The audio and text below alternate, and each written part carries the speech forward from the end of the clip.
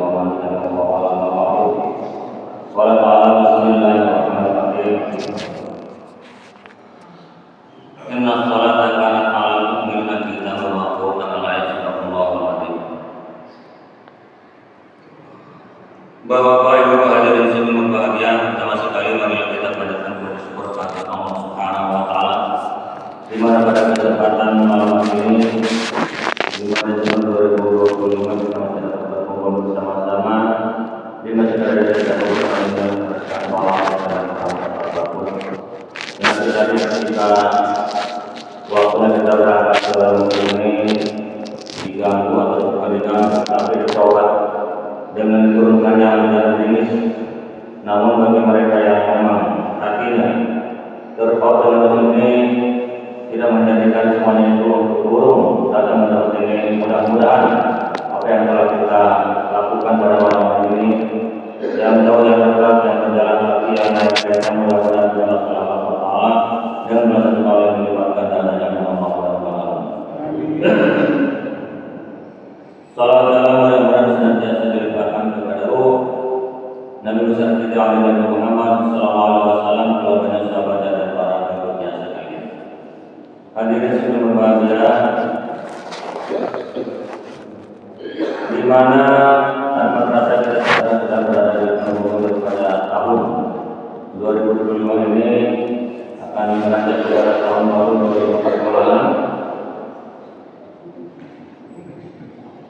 Itu adalah merupakan suatu sunatullah yang akan berjalan kepada kita, yang mana dalam arti semakin berkurangnya kesempatan kita untuk beribadah kepada Allah Subhanahu wa taala semakin berkurang. Usia kita akan mendekati kepada finish karena pada hakikatnya kita sekarang sedang berjalan. Kita sekarang sedang berjalan menuju ajal. Kita sekarang siapapun itu, baik pejabat, rakyat, kiai, penduli, semuanya hakikatnya kita sekarang sedang berjalan menuju ajal yang akan sampai kepada diri kita. Hanya kita tidak tahu kapan dan di mana kita akan sampai kepada ajal tersebut. Ada yang menyebut ajalnya dengan hanya sekedar duduk, ada yang menyebut ajalnya dengan berjalan kaki, ada yang menyebut ajalnya dengan mengendarai sepeda motor, ada yang menyebut ajalnya dengan berkendara bus atau mobil, ada yang menyebut ajalnya dengan naik pesawat dan sebagainya. Karena tidak sedikit orang yang tabrakan di tengah jalan mati, itu berarti dia menyebut ajalnya ya dengan kendaraan. Ada yang berjalan kaki tersandung kakinya jatuh. Bahkan ada yang di kamar mandi, dia menyebut ajalnya di situ. Dan tidak sedikit orang yang sedang tidur pun tidak bangun-bangun lagi, ya dia menyebut ajalnya ketika tidur itu. Jadi hakikatnya kita sekarang sedang menunggu ataupun berlari, berjalan menuju ajal yang akan datang kepada kita. Sebelum ajal itu sampai kepada diri kita, tidak ada salahnya kita mengisi waktu tersebut dengan kegiatan-kegiatan keagamaan seperti yang dilaksanakan pada malam ini. Di sini kita akan sedikit menjelaskan yaitu masih seputaran dengan salat karena merupakan suatu kewajiban setiap kita. Tidak bisa ditawar lagi, tidak bisa digantikan dengan orang lain yang namanya salat. Tidak bisa dibadalkan. Yaitu tentang hukum salat. Hukum sholat ini sudah dipelajari ketika masih di bangku ibtidaiyah atau sekolah SD, sekolah minggu sudah dipelajari. Namun tidak ada salahnya kita mengulang terus supaya semakin lancar, semakin tahu. Ketika kita dalam masa sekolah ibtidaiyah atau sekolah SD ataupun anak-anak mengaji dulu, rukun sholat itu hanya ada 13. Tapi ternyata setelah kita membuka kitab yang berkaitan dengan masalah fikih, rukun sholat itu ternyata ada yang mengatakan 15, ada yang 17, ada yang 18.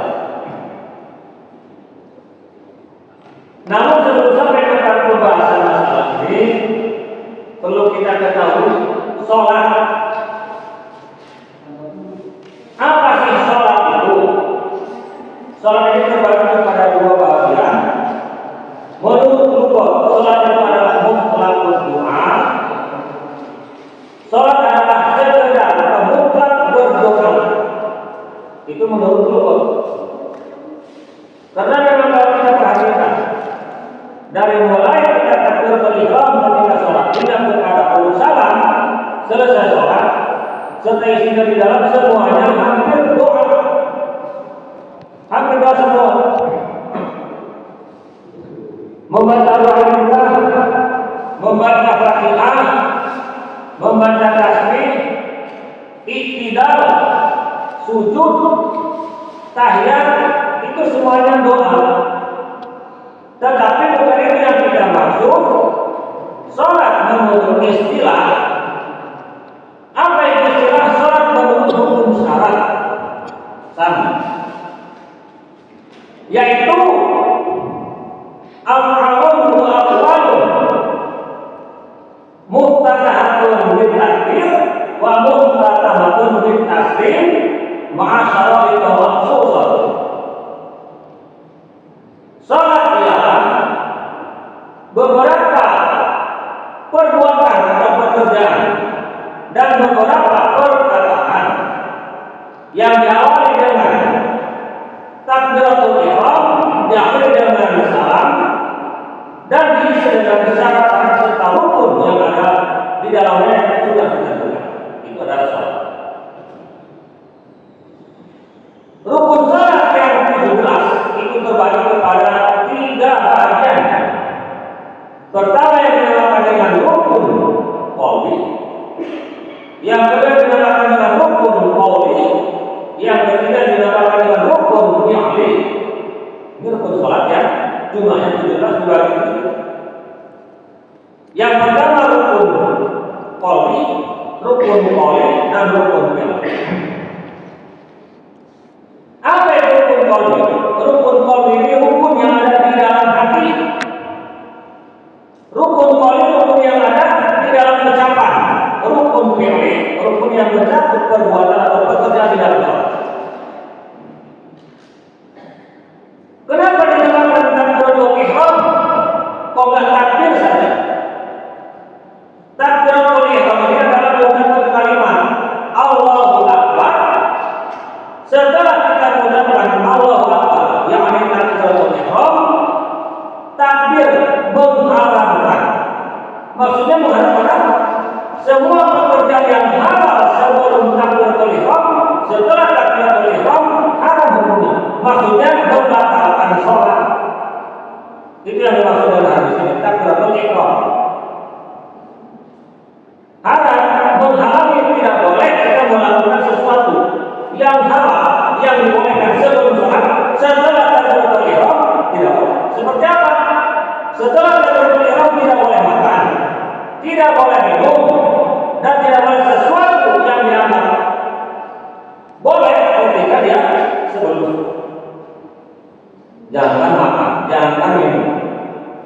Ketika kita sedang sholat, ada sisa makanan yang terselip di diri kita, kemudian terlepas dan tertelan, itu sudah termasuk makan, itu sudah membatalkan. Nah,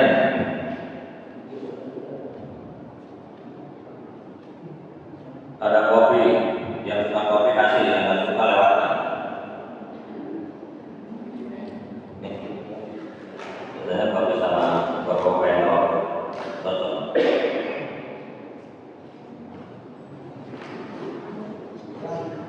Al-awwal an-niyatu, yang pertama rukun sholat itu adalah niat.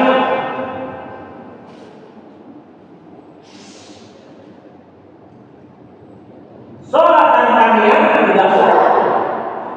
Apapun harus diawali dengan niat. Innamal a'malu binniyat wa innamal likulli imrin ma nawa. Faman kana hijratuhu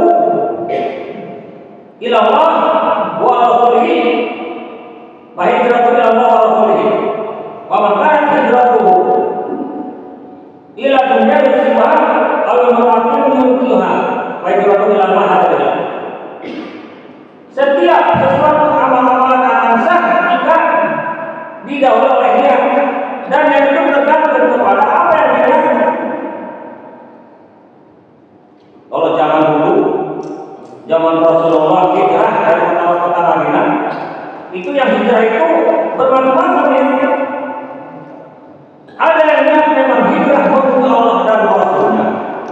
Ada yang niat hijrah itu karena ingin mendapatkan dunia. Ada yang hijrah niatnya untuk mendapatkan wanita. Maka hijrah itu tergantung niat. Pertama, hijrah ulama atau dari maka hijrahnya tergantung apa yang dia hijrah. Terbukti ada yang berniat ingin mendapatkan dunia, begitu sampai di Madinah mereka mendapatkan dunia karena diberi kekayaan oleh orang-orang Madinah. Ada yang punya rumah sekian hektar sebagainya diberikan kepada orang yang hijrah. Karena niatnya maka diambil. Ada yang mendapatkan wanita, banyak wanita menawarkan dirinya untuk dinikahi, mendapatkan wanita. Hijrah ulama ada beda. Jadi tergantung niat. Jadi niat ini penting. Pelaksanaan apa saja tanpa niat tidak akan sah. Sholat ada niatnya, puasa ada niatnya, haji ada niatnya, umrah ada niatnya. Semua harus diawali dengan niat. Ngaji harus diawali dengan niat. Niat apa? Berapa niatnya? Hari ini niat ngaji, segenap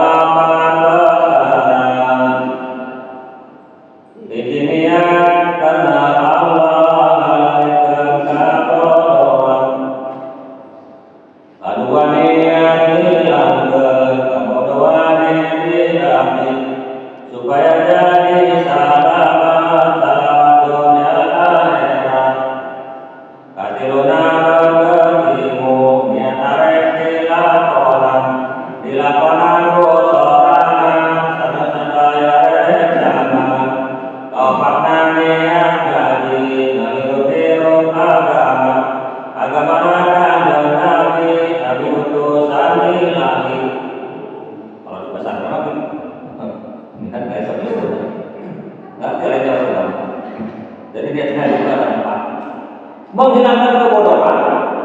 Kalau sudah tahu akan diamalkan oleh sendiri dan semua yang kita bisa berikan ilmu tersebut. Kemudian yang terakhir adalah untuk menghidupkan agama Allah dan agama Rasulullah SAW. Ilmu akan didapat dengan cara berta'allum, ta'lim muta'allim, mengajar dan belajar. Kita tidak akan mendapatkan ilmu tanpa belajar. Ada orang yang jalan-jalan, contohnya di YouTube belajar kayak YouTube. Nanti ditanya dengan jamaah dalam kubur, siapa guru YouTube? Wah, dibagi tentukan kepala kita. Sekarang, nah niat, jadi harus ada niat di dalam diri kita. Minimal untuk mendapatkan ridho Allah Subhanahu wa Ta'ala. Karena kalau Allah sudah ridho, semuanya sudah aman. Niat inilah yang dinamakan dengan rukun qaul. Rukun qaul itu isinya satu, yaitu niat. Apa itu niat? Niat adalah qasdus syai'in mutawwan bi fi'lihi. Sengaja berbuat sesuatu dibanding dengan perbuatannya.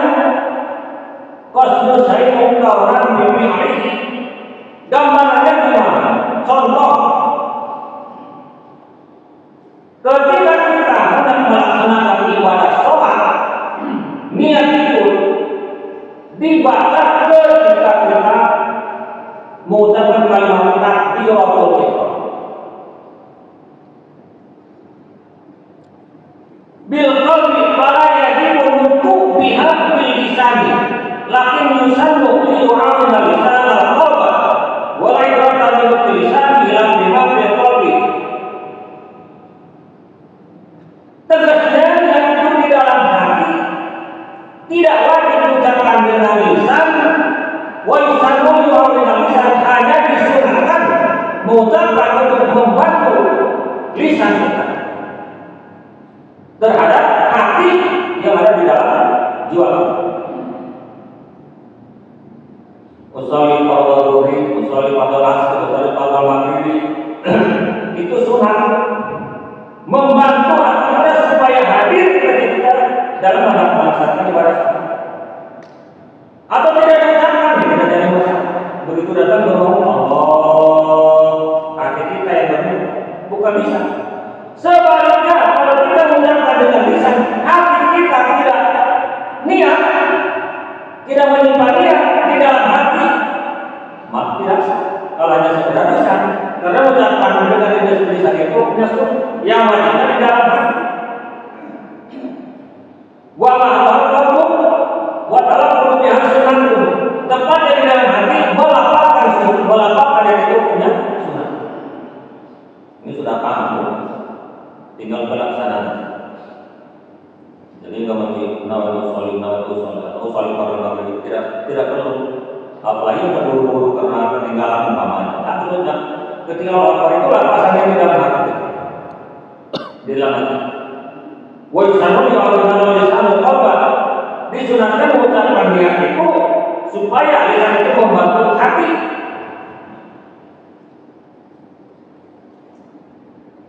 Ketika kita wa muqarratan mawqi'atan masih orang mawqi'atan.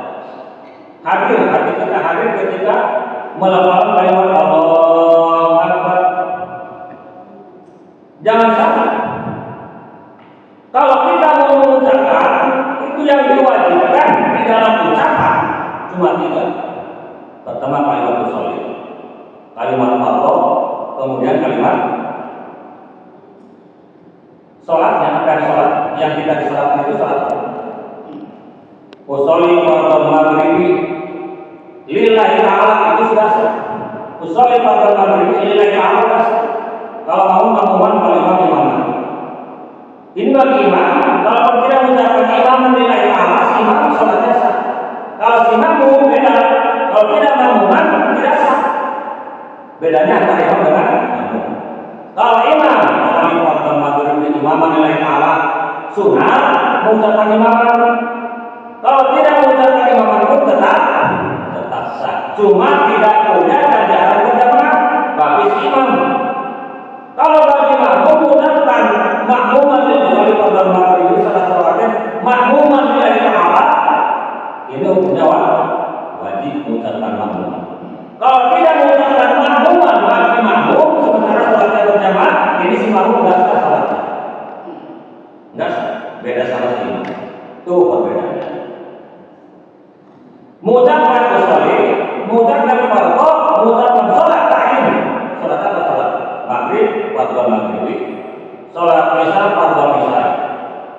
Untuk mengucapkan rakaatnya itu tidak diwajibkan.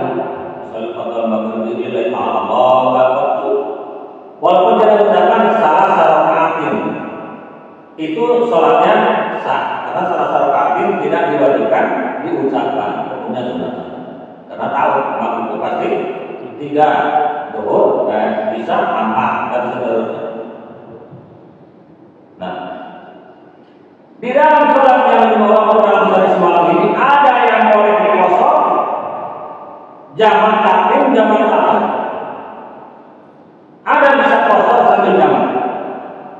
Seperti kami semalam di Jawa Jarak, jamak kosor ambil yang ini. Begitu datang waktu zuhur,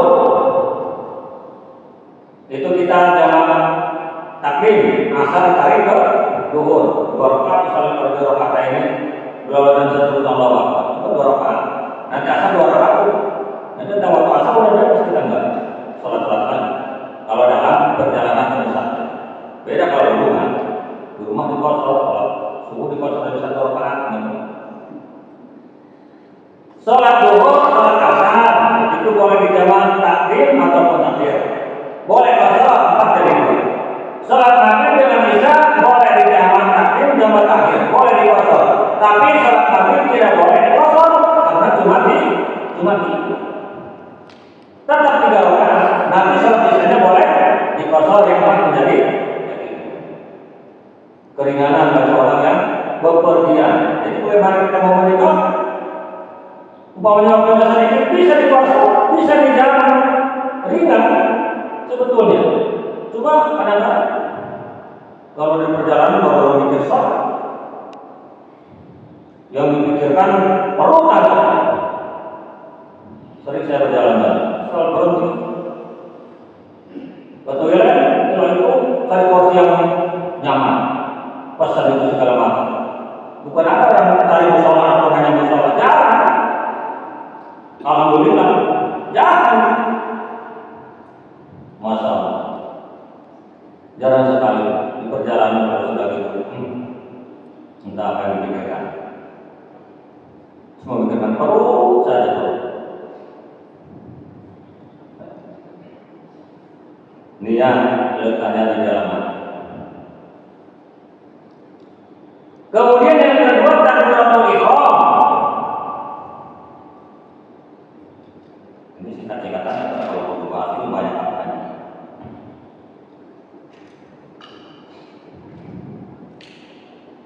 Tidak bagi sebab salam yanahu yahrumu biha maka akan qablaha tauqir wa kalamin wa yaqul Allahu akbar wa la taqul ziyadatu la tunaismu takbir wal kenaqala qawla Allahu akbar bi ziyadatil lam wa huwa dalil akbar wa qala kullu sifatin min sifatika.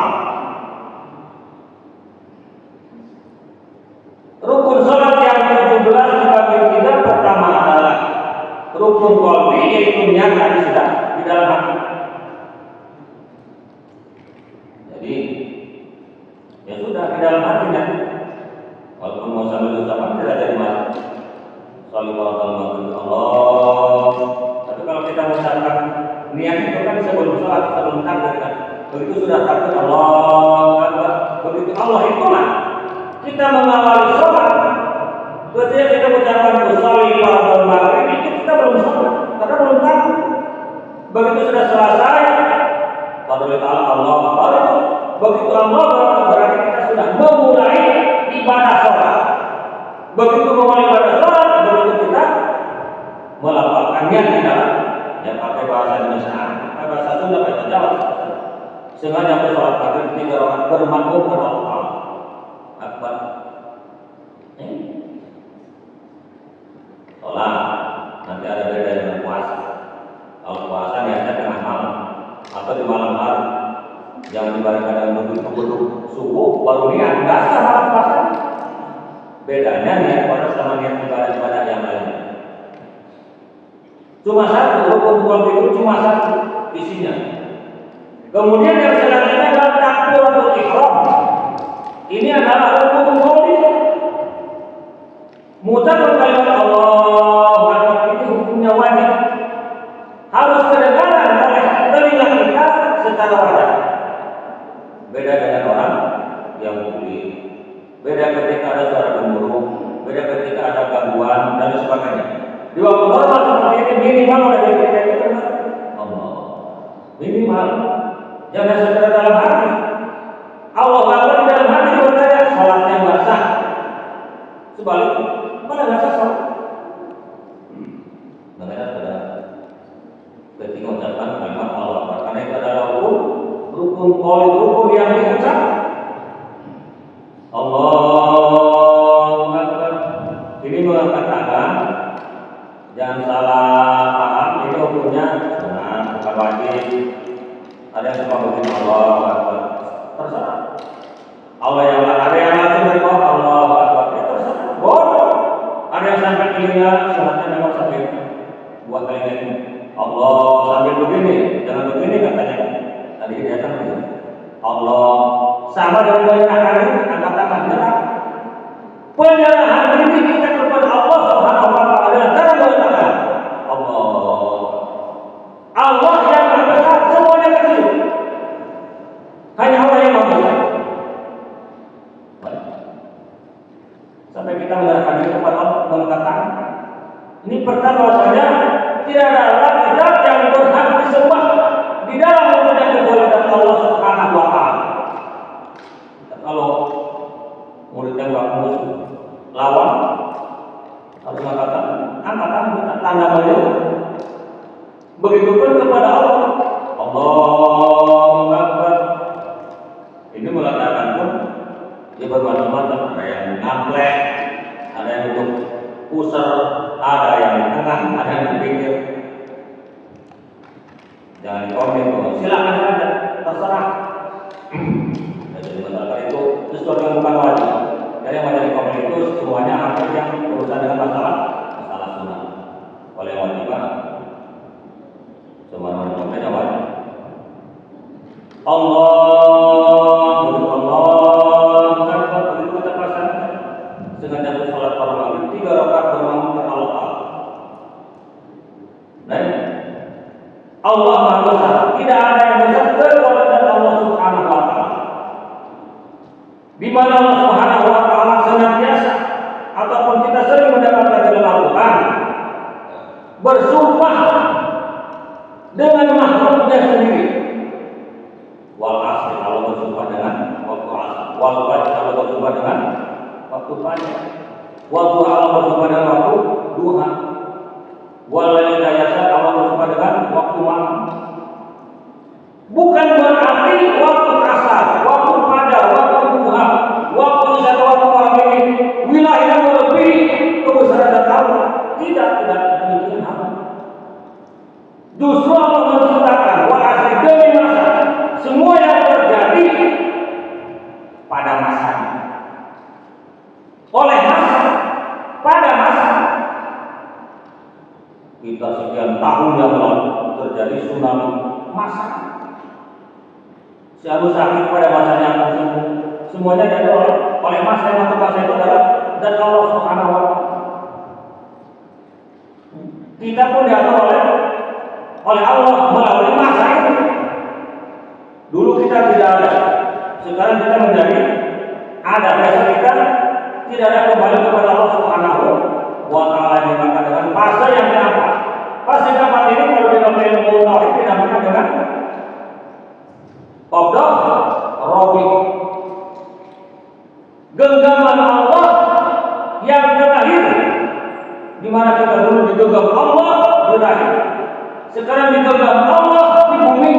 Besok mati digenggam Allah dalam badan, terakhir digenggam Allah. Qabdah rabi, genggaman Allah yang terakhir. Genggaman Allah yang terakhir ini dua tempatnya, surga dan neraka. Itu saja.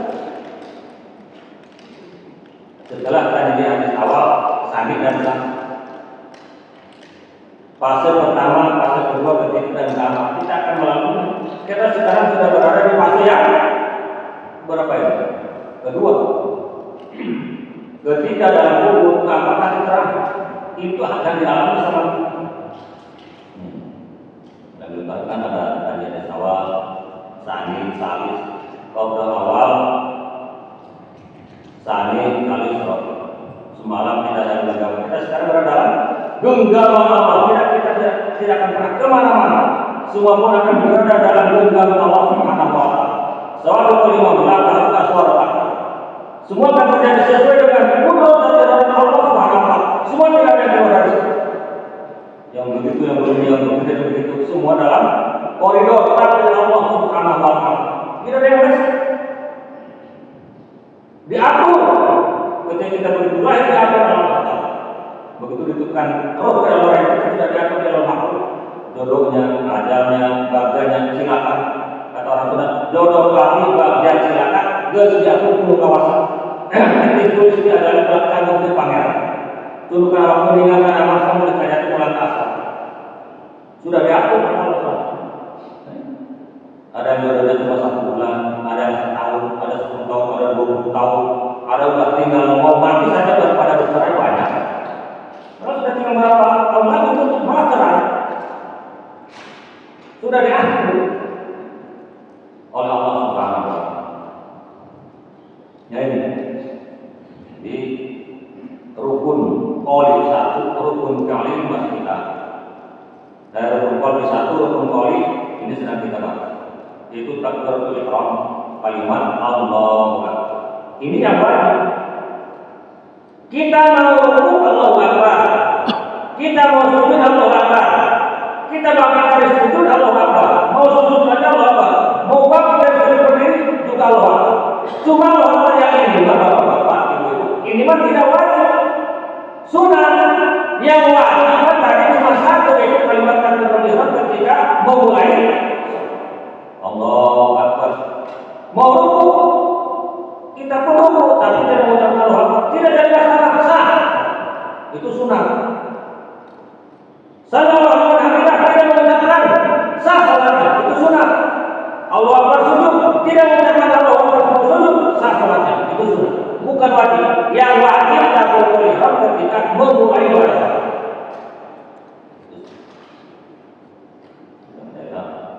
Mana tahu dalam mengaku salat atau belum tahu.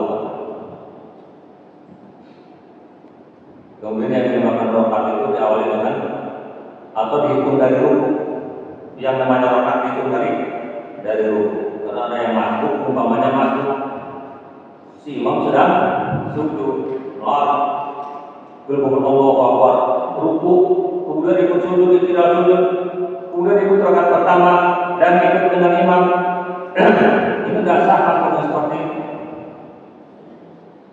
Yang dihitung menjadi rakaat pertama ketika si makmum masuk atau yang ketinggalan mendapatkan imam sedang ruku, kita begitu datang langsung takbir, langsung ruku, kita sudah termasuk satu rakaat. Dihitung dari ruku. Karena rakaat itu ruku, rakaat ruku. Warka'u ma'ar-raka'in, dan rukulah bersama orang yang waktu masa jadi sujudlah beserta dengan orang yang. Kalau menambah yang sedang sujud, kemudian kita langsung sujud, ini tidak termasuk atau tidak terhitung satu rakaat bagi yang masuk. Ini banyak orang masuk, tapi nggak tahu ilmunya. Ikut saja dengan imam, itu satu rakaat kita. Jadi ikutilah imam kalau kita mau bermakmum. Bagaimana caranya? Dalam keadaan imam ruku, ikut ruku. Kalau si imam pun harus bijaksana. Ketika datang imam, makmum masuk, takbiratul ihram kadang-kadang sama si imam kita sedang ruku, si imam tunggu, kita bijaksana, tunggu dia ikut ruku. Jangan coba kita bangkit dari ruku atau tidak, sementara si masuk ruku, ini ketinggalan zaman, nggak sah rukunya karena tidak beserta dengan imam. Si imam harus bijaksana. Kedengaran satu yang kita, Allah Akbar, tunggu. Agak lama kan si imam ini.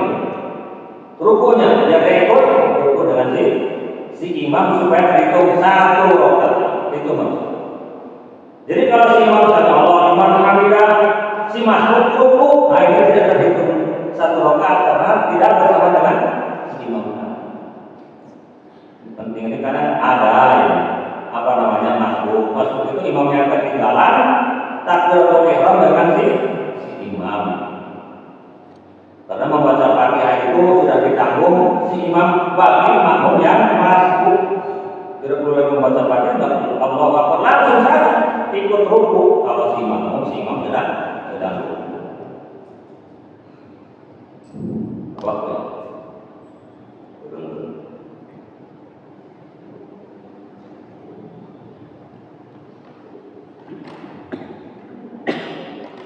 as-salisu al-qiyamu ma'al qasri fil fardh.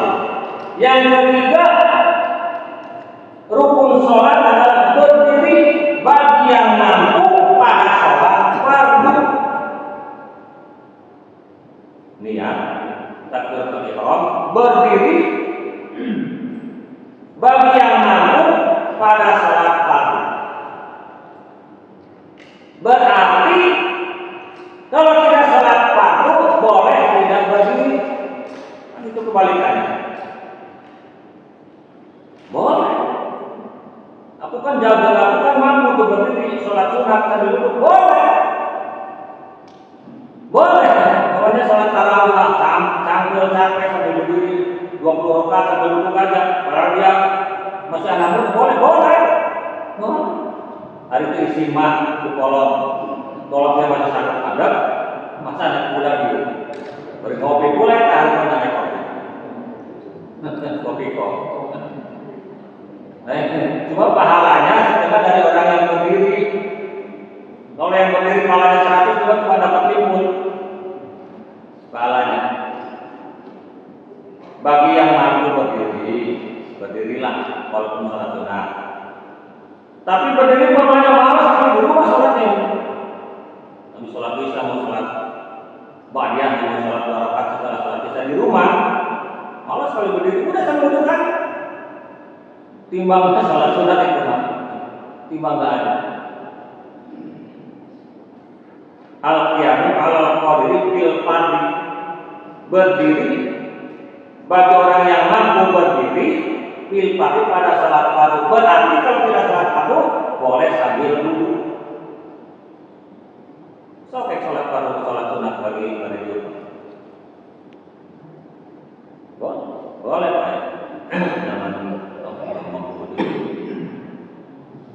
Jadi salat sunat rawatib ini pun jangan sampai sholat berjamaah. Jangan sampai sholat berjamaah meninggalkan sholat rawatib. Rugi Pak. Rugi ya. Kita sholat berjamaah tapi sholat rawatibnya, sholat sunatnya, kemudian pakaiannya ditinggal rugi.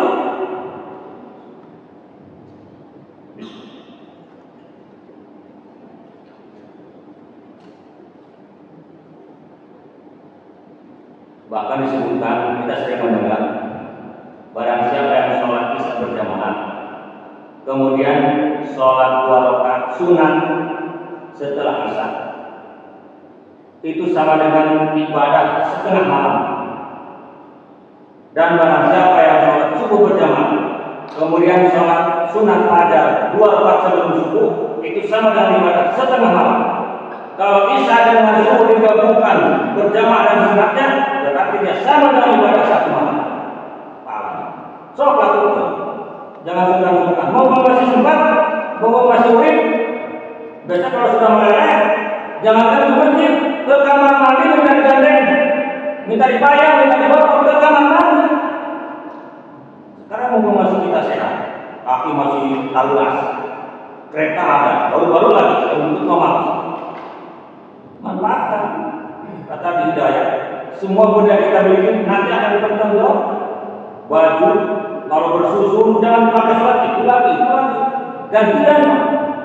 Sekarang warna putih, besok warna abu-abu, dipakai untuk semua untuk beribadah. Nanti akan ditanya, baju ini untuk apa? Kereta untuk apa?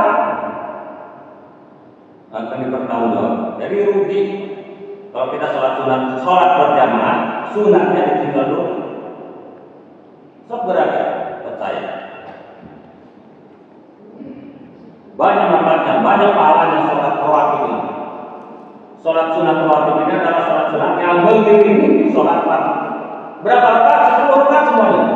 Ada yang mengatakan 12 rakaat. Pertama, 2 rakaat setelah maghrib, 2 rakaat setelah isya, 2 rakaat sebelum subuh, 2 rakaat sebelum zuhur, 2 rakaat setelah zuhur.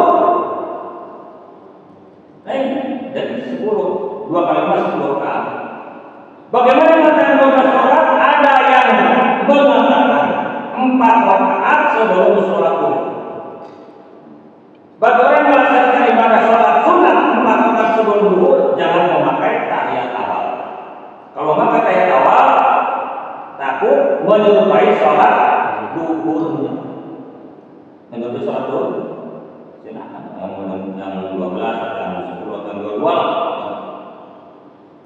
Jadi sholat sunat sebelum maghrib ada keterangannya, namun katanya dhaif, lemah. Walaupun lemah ada, boleh. 2 rakaat sebelum isya itu tidak ada. Setelah isya ya. 2 rakaat sebelum subuh atau sholat sunat pagi itu lebih banyak amalan. Bahkan orang Islam ini orang yang paling baik bagi mereka yang melaksanakan 2 rakaat sebelum rakaat ini minal qadri khairun minad dunya wa ma 2 rakaat sholat sunat sebelum subuh atau sholat sunat fajar khairun minad dunya wa ma fiha, dia adalah yang lebih baik daripada dunia beserta apa yang ada di dalam dunia. Pahalanya masih banyak. kesiangan jam 6 baru bangun, pucat-pucat, malah nengok HP bukannya ke toilet, HP duduk nengok, nggak di sini di sana. Kadang-kadang tentang jam 4 itu udah ada kereta aku bangun. Ayah nggak berpapok tidak penting, bangunkan kita. Ukuruyuk kedengarannya, itu hakikatnya ayam ini mendengar malaikat bilang, ayam jam ini mendengar malaikat bilang. Kata malaikat bilang ini, ukurullah, kedengaran sama ayam.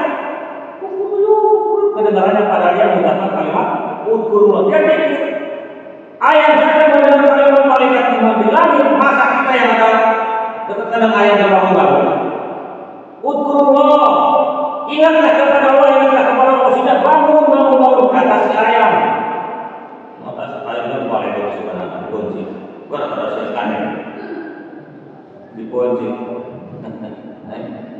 Padahal dia mendengar malaikat itu ukurullah. Ayam tadi sampai sekarang kalau mendengar ayam berkokok yang satu terus ngikuti. Ngelingkeun, jangan ulah diberat leuwih, jangan terlalu nyenyak eling kepada Allah pada malam hari. Wabil asharihum yastaghfirun. Kalau orang mendapatkan maghfirah dari Allah ketika waktu sahur, yastaghfirun, mereka beristighfar kepada Allah Subhanahu wa taala. Malaikat pada malam hari itu akan berkeliling mencari rumah yang di dalamnya ada orang sholat, ada orang yang membaca Al-Quran, dijaga oleh malaikat. Malaikat akan pergi ketika mendengar atau melihat rumah, mendapatkan rumah pula gulita, jangankan ada kedengar suara-suara ayat Al-Quran, malah yang ada suara ngorok, malaikat pun pergi, nggak mau. Dari tempat rumah-rumah yang rumah-rumah ada di situ kalimat dikir kepada Allah, di situ malaikat mengutuk, dijaga rumah. Kalau mereka ada di sana bahagia, mari kita bersama-sama di dalam rangka kita berjalan menuju ajal, maka baiklah kita mengisi semua kegiatan ini dengan kegiatan-kegiatan yang bernilai ibadah kepada Allah SWT. Karena ibadah itu bukan hanya sekedar sholat, puasa, zakat, banyak sekali ibadah-ibadah.